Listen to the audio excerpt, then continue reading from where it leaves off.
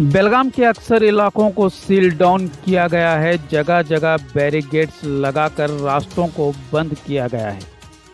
ऐसे इलाकों में ज़रूरत के लिए भी लोगों का बाहर निकलना मुश्किल हो गया है। इस वक्त अमन नगर, मारुति नगर, उज्जवल नगर से जो तस्वीरें हम आपको दिखा रहे हैं, इनमें यहाँ के लोग इंतजामिया की अदम तवज्जोही को लेकर शिकायत कर रहे हैं। इनके मुताबिक अब तक इन इलाकों में किसी भी किस्म की सरकारी इमदाद नहीं पहुँच रही है। इनका कहना है कि इनके घरों में खाने के लिए कुछ भी नहीं है और पुलिस बाहर निकलने नहीं देती। अब ऐसे में ये लोग करें तो क्या करें। और कोई भी आके इधर कारपोरेटर और वो वोट डालो बोल के इतना ही आता है। इधर कोई भी किसी को देख रहे नहीं, सब हमाली करते, बर्तन धोते। इधर के लोग कुछ भी हम ना सहूलत नहीं है गवर्नमेंट की तरफ से। भाजी नाही, काय नाही, रेशन नाही, काय नाही, मास्क नाही, लहान लहान पोरं इथं कसं करायचं सगळं। आणि कोण कोण येऊन बघीना काय नाही। हो बंद करके छोड़े, वापस गाड़ी भेज रहे, वापस गाड़ी दुधा चलेली वापस पाठवून द्याले। कसं करायचं लहान लहान पोरं घेऊन आम्ही। हाँ, हमारे घर में कैसा हम खा रहे हैं कैसा नहीं। हमारे बच्चों को भूखे एक टाइम खा रहे हैं, एक टाइम भूखे रह रहे हैं। हमारे घर में तकलीफ कौन भी देख रहे नहीं। और हम बीपी है, हमारा शुगर है, हमको गोली लेकर आने गए तो पुलिस मार रही है। अभी क्या करने का, हम शुगर है सब लोग। हमारे अमन नगर में सील करे सब गलियां, और हमारे यहाँ कुछ भी नहीं आ रहा। दूध, बिस्किट, तरकारी या फिर कुछ भी अनाज भी नहीं आ रहा। जरा हमारी मदद करो। हमारे सब घरा में बंद करे सो है, सब जने को भागो अंदर, और ना जा रहे दे रहे ना आने दे रहे। हमारी कौन भी होंगे, जरा मदद करो प्लीज। हमारी गली में बीपी शुगर के बाइका भी है, आदमिया भी है, काशी भी नहीं आ रहा, ना कौन पूछ रहे। हमारे रिश्तेदार ला को देने वाले हैं तो उनको भी आने दे रहे नहीं, ना जाने दे रहे।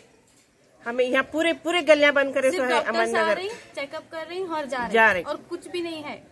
भूख से ज्यादा मरने का है यहाँ पर। उज्जवल नगर से इम्तियाज गढ़ी वाले भी हुकूमत और इंतजामिया से नाला हैं। यहाँ के टोटल जो भी दुकानें हैं वो सभी बंद है। पुलिस की गाड़ी भी हर थोड़े देर में आती है। मैं पुलिस डिपार्टमेंट का भी शुक्रिया अदा करता हूँ कि वो अपनी ड्यूटी बराबर से निभा रहे हैं। बहुत खूब तरीके से यहाँ पर काम कर रहे हैं और यहाँ की आवाम भी जो है वो भी गवर्नमेंट को सपोर्ट कर रही है, अपने घरों में है। साथ ही साथ मैं कॉरपोरेशन से और बाकी के जितने भी डिपार्टमेंट हैं उनका शुक्रिया अदा करता हूँ। इस बात के लिए शुक्रिया अदा करता हूँ क्योंकि गवर्नमेंट की तरफ से एक भी वेजिटेबल की गाड़ी हमारे एरिया में नहीं आ रही, एक भी दूध की गाड़ी हमारे एरिया में नहीं आ रही। सभी दुकानें यहाँ पर बंद हैं। तो यहाँ की आवाम कैसे जिए। सिर्फ लॉकडाउन का पालन करना एक साइड की बात नहीं है, दिन भर की ज़रूरत की चीज़ें भी जो है वो भी जीने के लिए इंसान को लगते हैं। तो ये जो हमारा वार्ड है, ना यहाँ पर कारपोरेटर आया, ना यहाँ पर हमारे नॉर्थ के एमएलए ने, किसी ने भी एंट्री नहीं ली यहाँ पर। यहाँ के लोग ज़िंदा हैं, मर रहे हैं, किसी चीज़ की ज़रूरत है नहीं है। यहाँ तक कि यहाँ पर जो लोकल डॉक्टर है, कोरोना बीमारी एक ही नहीं है दुनिया में, बाकी के और भी बीमारियाँ हैं जो छोटी मोटी ज़रूरतें हैं। पेट दर्द होता है, हाथ दर्द, सर दर्द वगैरह वगैरह, किसी को लेटरिन लग जाती है। तो ऐसी चीज़ों के लिए यहाँ पर दवाखाने भी चालू नहीं हैं। तो उन सोए हुए डॉक्टर से भी मेरा सवाल है कि वो आकर यहाँ पे डिस्पेंसरी चालू करके मरीज़ों का ख्याल रखें। मेडिकल स्टोर तो खुले हैं, लेकिन जब तक डॉक्टर गोली दवा लिख कर नहीं देगा, मेडिकल से दवा आम इंसान कैसे ले सकता है। तो कॉरपोरेशन की जिम्मेदारी है लॉकडाउन को लागू कराना, ठीक है, मगर साथ में साथ कॉरपोरेशन की ये भी जिम्मेदारी है कि यहाँ के लोगों को ज़रूरत के सामान मिल रहे हैं नहीं मिल रहे, वो देखना ज़रूरी है। और अगर किसी छुटपुट दुकान में से सामान मिलता है तो सामान लेने के लिए पैसे की भी ज़रूरत है। हर इंसान जो रोज़मर्रा की ज़िंदगी में कमा कर खाता है, उसे एटीएम जाके पैसा भी लाना पड़ता है। तो सोशल डिस्टेंसिंग का जो मामला है, वो अकेला आदमी अगर गाड़ी पे बैठ के एटीएम जाता है तो वो सोशल डिस्टेंसिंग ही होती है। तो एक ज़रूरत के लिए अगर जाए तो पुलिस की मार खाने का एक डर रहता है। तो कम से कम मैं पुलिस डिपार्टमेंट से भी हो या डीसी साहब से हो या कॉरपोरेशन से भी हो, एक गुजारिश करता हूँ कि यहाँ से अभी जाकर मार्केट में कोई चीज़ खरीदी जा सकती नहीं, बिना वजह इंसान घर से निकलता नहीं। हाँ, कुछ जवान बच्चे हैं जो मस्ती के लिए बाहर निकलते हैं, आप उनके ऊपर कर रहे हैं जो भी सिस्टम के हिसाब से, वो अप्रिशिएट के लायक है, तारीफ़ के लायक है।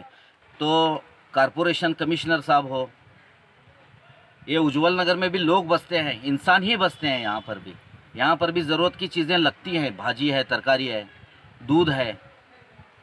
तो बराए मेहरबानी, जब से लॉकडाउन शुरू हुआ है 14 से आज तक 20 तारीख तक, एक बार भी आप चाहे तो सर्वे कर सकते हैं, एक बार भी यहाँ पर कारपोरेशन की तरफ से कोई भाजी की गाड़ी, ना कोई दूध की गाड़ी। अरे गरीब लोग रुक्मिणी नगर इधर उधर बसते हैं, उधर बराबर से दूध पानी, वो गरीब हैं तो क्या हुआ, इंसान ही है। और हम मिडिल क्लास के हैं, हम भी गरीब ही हैं, हमें भी रोज़ कमाना और रोज़ खाना ही रहता है। आप भले हम जैसों को फुकट में मत दो यार, मगर कम से कम इंतज़ाम तो करके दो।